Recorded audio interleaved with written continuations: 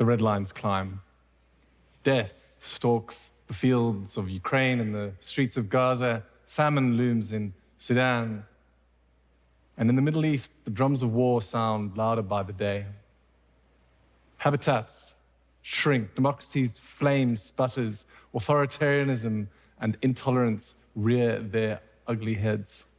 Millions flee disaster and persecution. The debts mount. International cooperation falters. Everywhere we look, there are reports of decline. Are we headed for disaster?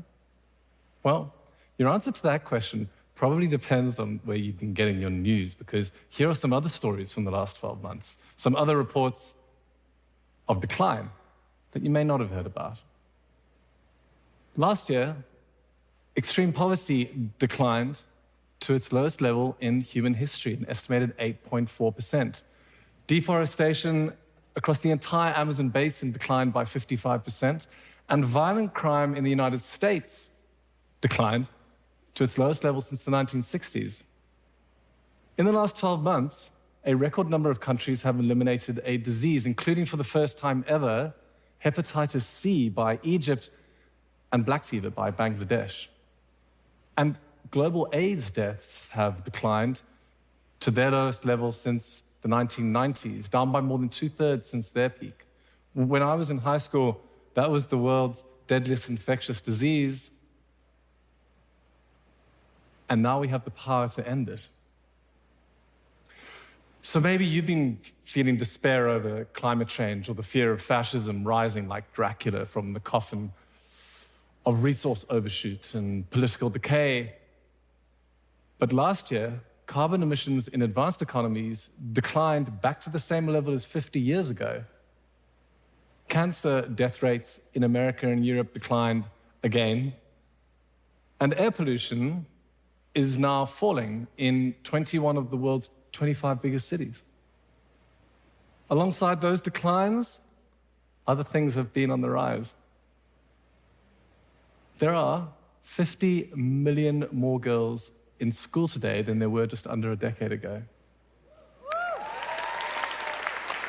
And last year, 418 million of the world's children got fed at school. That is almost 1 in 5. This year, it's going to be even more. Since we were last all gathered here, millions of people have gained access to water. Tens of millions of people have gained access to electricity. Estonia and Greece have legalized same-sex marriage. It looks like Thailand and Japan are going to be the next two on that list. And at least 10 countries in the last 12 months have passed laws expanding the rights of women, including France, which recently became the first country to enshrine reproductive rights into its constitution.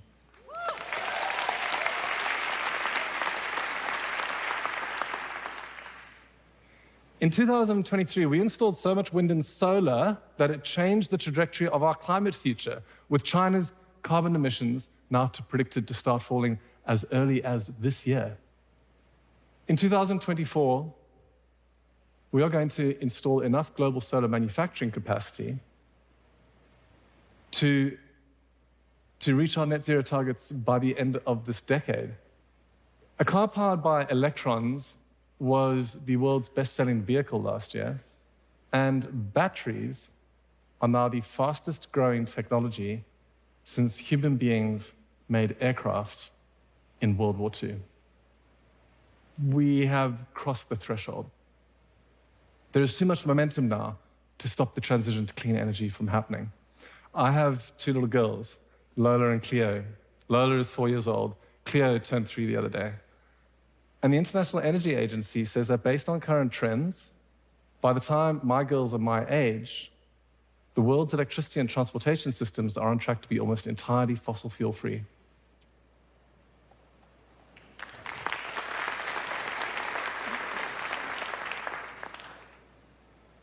We are not doomed. Did you know that 2023 was arguably the greatest year ever for conservation?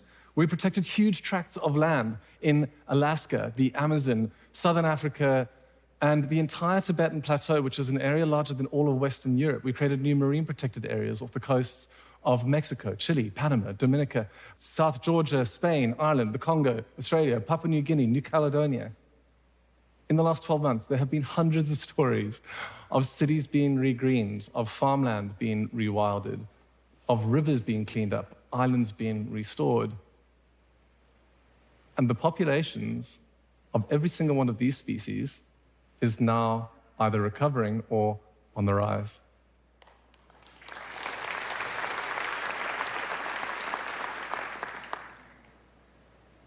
Look, I know that a lot of stuff is going wrong. You know that a lot of stuff is going wrong. This is not some weird attempt to cancel or balance out the bad news. But here's an idea. If we want more people to devote themselves to the task of making progress, then maybe we should be telling more people that it's possible to make progress. If you're halfway up the mountain, you don't just stare at the top and say, oh my gosh, it looks so steep. You look back and you remind yourselves how far we've already come. In the last 12 months, despite all of the challenges, we have climbed a little further. So don't bet against humanity. In Nevada, they're using geothermal techniques to tap into the clean energy of our planet. On the border of Belgium and France, they're using bacteria to break down plastic. In Shenzhen, they're delivering blood via drones. And in space, new satellites mean polluters no longer have anywhere to hide. We are launching 5,000-ton starships. We are making 7 billion kilometer round trips to collect stardust from asteroids. We can perform miracles, enabling paralyzed people to walk by reading their brainwaves and sending the signals to their spine. We've mapped a quarter of the entire ocean floor, and NVIDIA's new Blackwell chip has as many transistors in it as there are stars in the entire Milky Way. In the last year, we started using CRISPR, genetic editing, to treat diseases like beta thalassemia and sickle cell disease.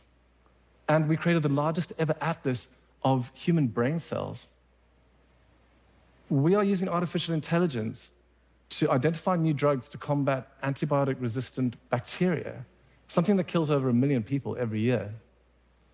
2 years ago, I almost lost my life to a bacterial infection. I got lucky. In the future, many more people will be able to say the same.